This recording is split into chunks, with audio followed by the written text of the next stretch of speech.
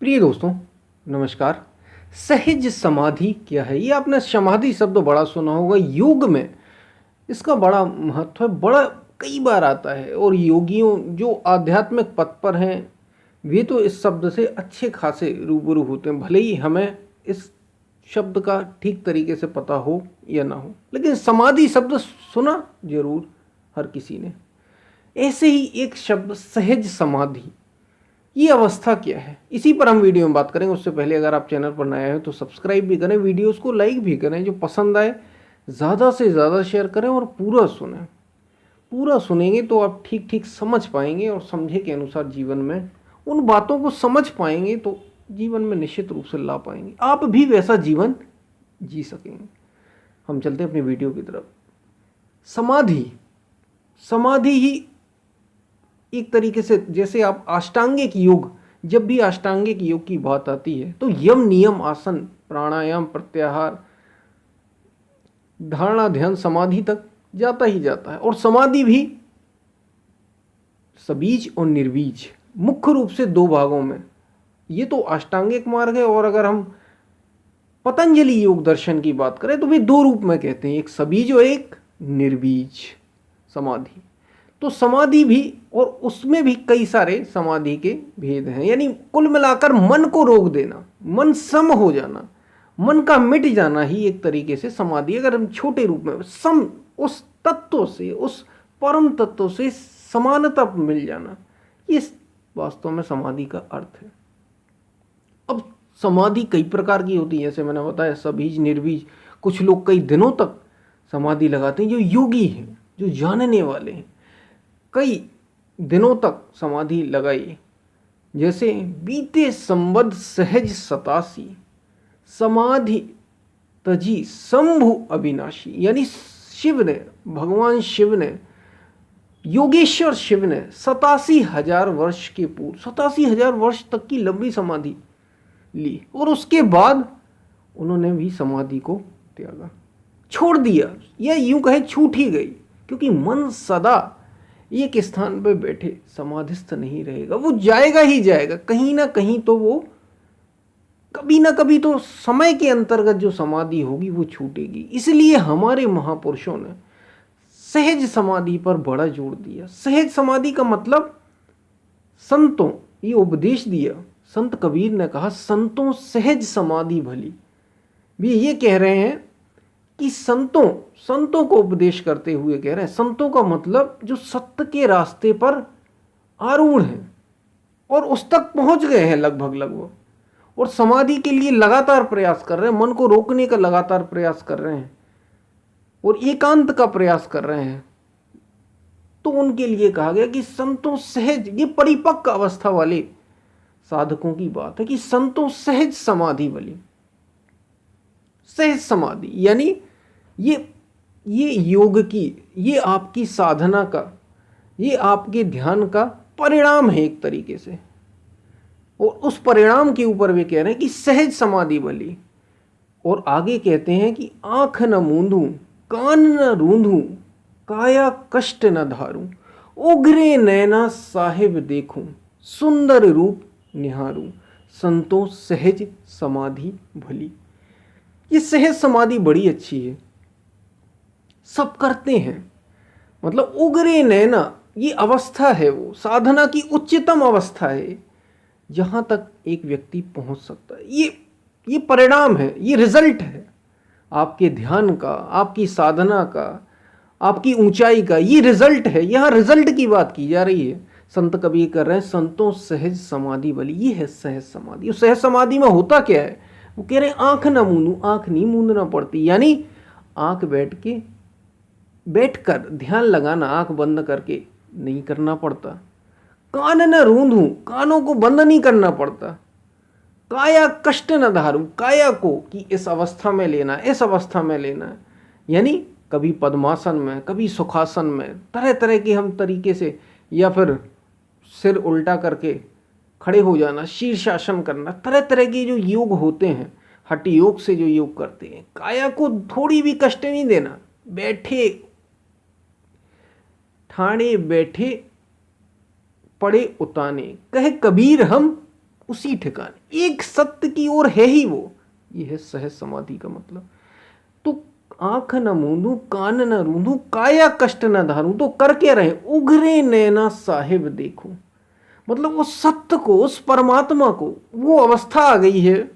यहां उस अवस्था की बात की कि आंखों से, खुली आंखों से सत्य को देख रहे हैं, खुली आंखों से परमात्मा देख रहे हैं, खुली आंखों से उस परम तत्व को निहार रहे हैं। सुंदर रूप निहारूं, अवधू सहज समाधि भली। ये सहज समाधि का चित्रण किया गया कि ये सहज समाधि सबसे श्रेष्ठ समाधि है। मतलब जब समाधि करते करते जो साधना की परिपक्व अवस्था में आते हैं और वे प्रयास करते हैं कि हम ऐसे ही बने रहें, उनके लिए संत कबीर ने चित्रण किया है कि अवधू सहज समाधि भली, संतों सहज समाधि भली। अब आंख मूंदने, कान रूंधने की जरूरत नहीं है। आप उस अवस्था में आ गए कि अब उघरे नैना साहेब देखूं, सीधे सीधे देख पा रहे हैं उस परमात्मा को। हम उस अवस्था में आ गए हैं, मन को इतने ऊंचे स्तर पर पहुंचा चुके हैं, चेतना इतने ऊंचे तल पर आ गई है कि सीधे सीधे साहेब, उगरे नैना साहेब देखो, अब आंख मूंदने की जरूरत नहीं है। यानी जो लोग इस अवस्था में आ जाते हैं, वे योगी भी कभी कभी परेशान हो जाते हैं कि ये ध्यान लगातार लगता क्यों नहीं। उनके लिए चित्रण किया गया है कि करने की अब कुछ जरूरत नहीं, सहज समाधि ही है। अब तो आप बैठे बस साहब को देखिए, उगरे नैना साहेब देखो, सुंदर रूप निहारो, और जो कर रहे हैं वे करते रहें, अपना कार्य करते रहें। सहज समाधि हो गई, ये सर्वोत्कृष्ट है, इससे ऊंचा और कुछ भी नहीं। चाहे खड़े हों, चाहे बैठे हों, चाहे पड़े हों, चाहे किसी से बात कर रहे हों, चाहे चल रहे हों, फिर रहे हों, घोर कर्म में भी ठाणे बैठे, जैसे मैंने पहले ही कहा, ठाणे बैठे पड़े उताने, कहे कबीर हम उसी ठिकाने। हम खड़े हों, बैठे हों, लेटे हों, एक ही ठिकाना है हमारा, और वो क्या है, परम सत्य समाधि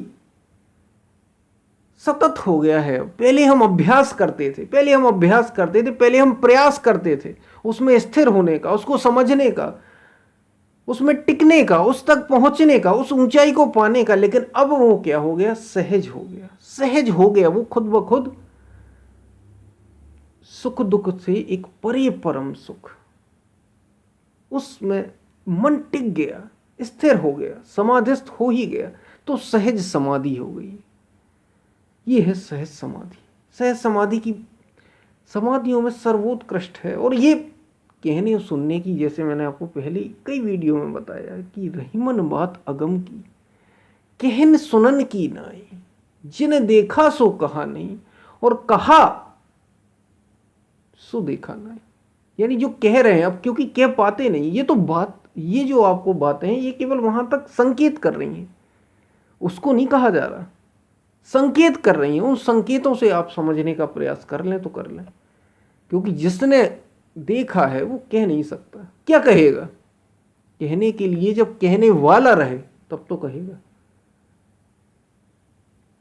वो रहता ही नहीं। जो ना तो कहने वाला रहता है, और ना जो वस्तु है जो उसे दिखाई दे रहे थे दृश्य, वो रहता है।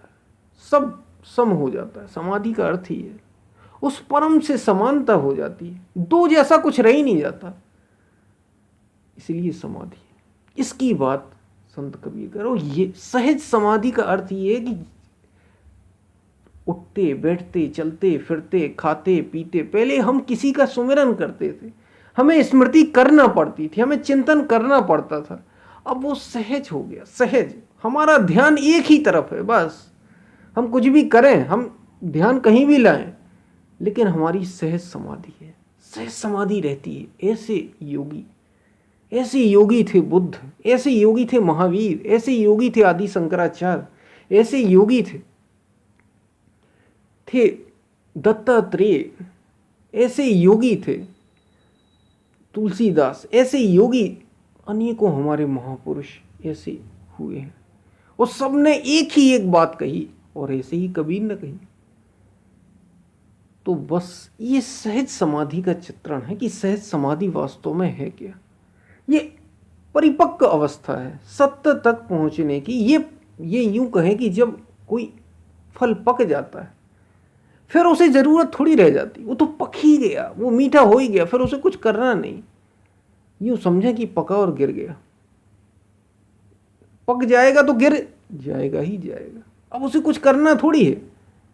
पहले पकाने के लिए प्रयास किए जा रहे थे, पहले बीज आया, फिर वो पका, पकाने के लिए प्रयास हुए, अब पक ही गया तो खुद ब खुद गिर गया। जिसको दूसरे शब्दों में कहा मन मस्त हुआ, फिर क्या बोले। जब मस्त ही हो गया मन तो फिर बोलेगा क्या। तो ये सहज समाधि है। समाधि कई प्रकार की है। अगर हम पतंजलि योग दर्शन की बात करें तो दो प्रकार से बांटा है, सबीज और निर्बीज। सबीज यानी जिसमें कोई ना कोई दृश्य है, और निर्बीज जिसमें तो जैसा कुछ है ही नहीं, बीज ही नष्ट हो गया, वो बीज ही खत्म हो गया। आने जाने का ये जो जन्म और मृत्यु का चक्कर था यही मिट गया, आने जाने का जो सिस्टम था यही खत्म हो गया। यह है निर्बीज अवस्था। वो ये अवस्था ही नहीं, बस यही सत्य है। मन ऐसा हो जाए, चित्त, चित्त जिसको कहा, चित्त की अवस्थाएं, चित्त की चंचलता समाप्त हो जाए, चित्त ही मिट जाए। जो तुलना करने वाला, जो हर समय निर्णय करने वाला, हर समय देखने वाला ये जो चित्त है ये मिट ही जाए, वो सत्य प्रकट हो जाए, उससे एकत्व हो जाए, जो स्थिर तत्व है। क्योंकि चित्त में निरंतर हलचल है, जैसे सागर में लहरें, तो ऐसे ही मन में विचारों की, विकारों की, अच्छे और बुरे सभी विचारों की लहरें निरंतर चलती रहती हैं। समाधि का अर्थ ये कि उससे एक हो जाना। सबीज में किसी को हम लेकर चलते हैं कि ये भगवान है और साथ में हम उसके हैं, सूक्ष्म रूप से कहीं ना कहीं मन जीवित रहता है, चित्त जीवित रहता है। निर्बीज में वो भी मिट जाता है। निर्बीज का मतलब ही बीज रहता है। तो समाधि हुई, और सहज समाधि, फिर तब बात है सहज समाधि की। अब कुछ भी आप करें, दृष्टा के रूप में स्वरूप स्थित है, वो कैसे भी चल सकता है, कैसे भी बोल सकता है। इसलिए उस संत के लिए कहा कि अब कोई, आपने सारे प्रयास कर लिए, संपूर्ण मनोरथ आपने कर लिए, संपूर्ण पुरुषार्थ आपका हो गया, तो इसलिए संतों सहज समाधि भली। और उसका कैसे बताया, आंख न मूंदू संतों सहज समाधि भली, आंख न मूंदू कान न रूंदू, काया कष्ट न धारूं, जरा भी कष्ट नहीं देता, उघरे नैना साहेब देखूं, सुंदर रूप निहारूं, रे अवधू सहज समाधि भली। तो ये सहज समाधि की बात थी। आप समझे होंगे ये परिपक्व अवस्था है। समाधि की कई सारी बात है, लेकिन सहज समाधि सर्वोत्कृष्ट है।